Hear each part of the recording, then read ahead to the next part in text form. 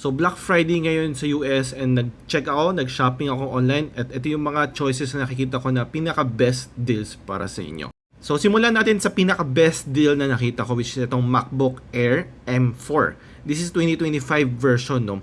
And $749 lang siya. So which is equivalent to around maybe around 45,000 pesos or 46,000 pesos.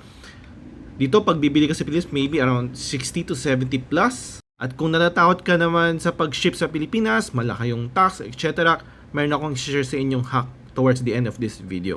This one, DJI Mic Mini. Sa mga content creators dyan na gustong i-level up yung mic niya, sound quality niya, pwede mong bilhin yung Mic Mini 1, which is around $45 lang. I think that's around 50% off. Or kung gusto mo ng dalawa, pwede mong kunin tong around $80. At kung nagagawin naman ng tablet or maybe 2-in-1, ito yung nakikita kong best deal is Microsoft Surface Pro 2-in-1. This is last year's version. So, okay, para sa akin okay pa rin naman, bilis pa rin naman yan. But it's an ARM base yung processor niya. So, Snapdragon X siya. So, if plan mo maglaro ka ng high-end gaming or mga intensive gaming, I doubt mag-run siya dito and probably hindi siya supported. But at this price, $749, 2-in-1 laptop, saan ka pa makita nun? I think choice mo na lang yan kung ito or MacBook Air, kung kailangan mo ba ng portability or gusto mo like tablet na, ito yung choice mo. Kung gusto mo ng laptop, pwede naman MacBook Air or yung next one na ipapakita ko sa inyo. So ito naman is Microsoft Surface din, but instead of 2-in-1, ito naman is talagang proper laptop. But again, this is the ARM-based architecture, so Snapdragon yung processor niya. Same, di rin niya kaya mag-gaming. If you're into gaming, baka hindi to para sa inyo. But for everyday use, then wala itong magiging problema. Same price lang din sa 2-in-1, so it's up to you kung ano mas prefer mo. Next sa phone, Google Pixel 10 Pro.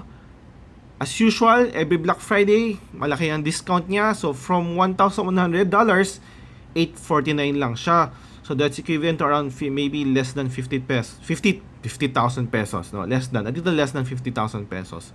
So if you're looking to buy the next Google Pixel 10, then ito na yung pinaka-best time mo to buy. Next, headset. Alright, so ito nakita ko, Beats Studio Pro.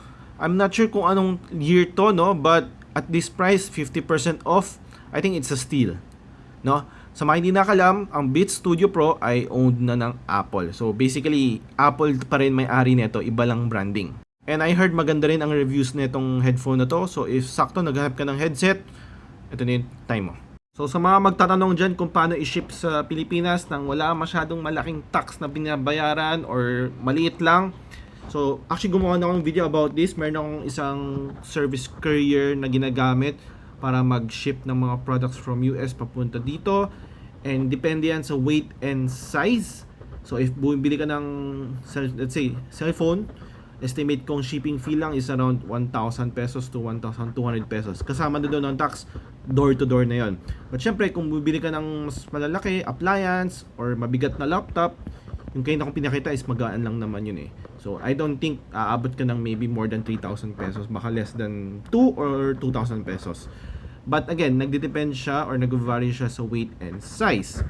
So, pili ka ng mabuti, pili mo lang yung maliit, saka magaan.